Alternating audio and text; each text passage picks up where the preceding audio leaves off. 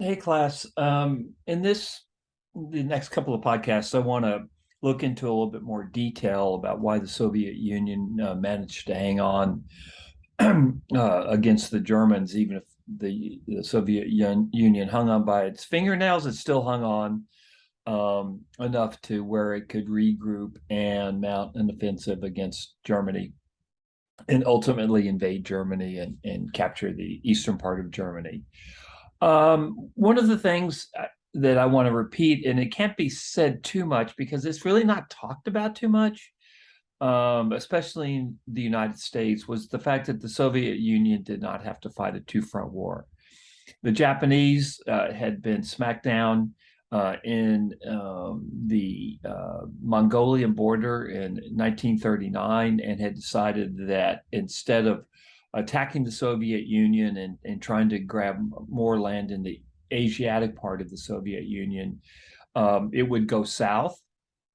It kept millions of men in China, but offensively it went into the Philippines, Indonesia, Vietnam, of course, bombed Pearl Harbor, which brought the United States into the war. So, just one of the things I want you to take from this class is that the fact that Stalin didn't have to fight a two-front war. He can focus on Hitler, which was plenty. He barely was able to defeat Hitler, and it's hard to say what would have happened had the Japanese mounted a full scale assault on the Soviet Union from the east, but it didn't. And as I've mentioned in other podcasts, it was because of this that Stalin, who had gotten word from his spy in Tokyo that the Japanese were about to begin a war with the United States and would not invade the Asiatic part of the Soviet Union, the part of the Soviet Union, Siberia, Mongolia, that area. That's what gave Stalin confidence to pull the troops out of that area of the Soviet Union and get them to Moscow in the nick of time in December of 1941 to mount a counteroffensive against the German army as it stood at the gates of Moscow. So this is a major big deal. And as I said before, it's really not talked about too much in the United States. The role of Japan, as I've said before, one of the ways you might think about it, I don't know if anybody here ever read Sherlock Holmes. I don't know if people read Sherlock Holmes anymore, but Sherlock Holmes had Holmes that had a story of the dog that didn't bark, and that was one of the ways he solved a mystery.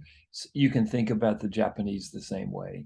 It was the dog that didn't bark and allowed Stalin to focus on the Germans and not have to fight a two-front war, where Hitler, on the other hand, ended up fighting a two-front war because Churchill hung tough in Great Britain. He refused to surrender, and Britain managed to hang on until the United States entered the war on December 7th, 1941. And then, of course, Hitler's decision to go into the Soviet Union, which was always really his main desire, to capture Ukraine, to capture the western part of the Soviet Union, the food supplies in Ukraine, the oil in the Caucasus region of the Soviet Union. Well, that was always his big plan. He wanted to create a continental empire in Europe. So I've said this a lot, but it can't really be said too much because in the US, and this is true of every country involved with World War II, certainly it's true of the Soviet Union, we're all obsessed with what our nations did, and sometimes we can lose sight of the bigger picture. Okay, so there's some other factors that I want to talk about beginning in this podcast, and one of them is the size of the Soviet Union in terms of population. In 1940, the Soviet Union the population of the Soviet Union was about 194 million. Now, during World War II, between 20 and 25 million Soviets would die, both civilian and military. But nonetheless, 194 million at the beginning of 1940. The size of Germany was 70 million. So just keep that in mind. The Soviet Union had well over twice as many people uh, than did Nazi Germany. Maybe two and a half times as many folks as did Germany. And this is something that Hitler really didn't take into account because he despised the Soviet people so much. He thought they were subhuman. He thought the Germans were a super race. So he didn't take into account the population differential and the incredible just sheer size of the Soviet Union. It's 1,000 miles from Berlin to Moscow. That's 1,000 miles of territory. Well, with the capture of Poland, that cut that down considerably, but still, it's hundreds and hundreds of miles. I'll look up what the distance is between Warsaw and Berlin in another podcast. But the German army had a huge amount of ground to cover, and they're facing a population that's 2.5 times that size. Okay. Now, one of the things that the Soviets were able to do is something that is not talked too much about, is that after the Soviets were attacked by the Germans, after Stalin ignores all the warnings that he's received from all over the place that Hitler is about to invade the Soviet Union, the Soviets get their act together to a large extent or to a certain extent, especially when it comes to the military. But what I want to focus on right now is that what the Soviet Union was able to do in the face of the German onslaught was it was able to move a significant portion, about 2/5 of its gross national output, east towards the Ural Mountains. And I've got a map in front of me, and I'll post the URL of this map on Blackboard. And so what you have basically is factories that were in the western part of the Soviet Union, well over 1,000 factories that were over that were located in the western part of the Soviet Union, were disassembled and were taken by rail to the central part of the Soviet Union, which was far, far beyond the German lines, and into the areas of the Soviet Union east of the Ural Mountains. And by the way, this is probably where Stalin would have gone had the Germans captured Moscow. A student in class this week or last week, I can't remember when, talked about Napoleon. Remember, Napoleon captured Moscow, but then he had to retreat back to France. It was a total disaster. So it's not necessarily true that had the Germans captured Moscow, they would have won the war. I think Stalin and the Soviets would have kept on fighting. They proved very tenacious fighters. And then after Pearl Harbor, they're getting a lot of help from the United States. But nonetheless, it's a good thing in the context of World War II that Moscow wasn't captured. So what you have is this massive effort and this map shows this, on the part of the Soviet Union to move its industrial base away from the front lines.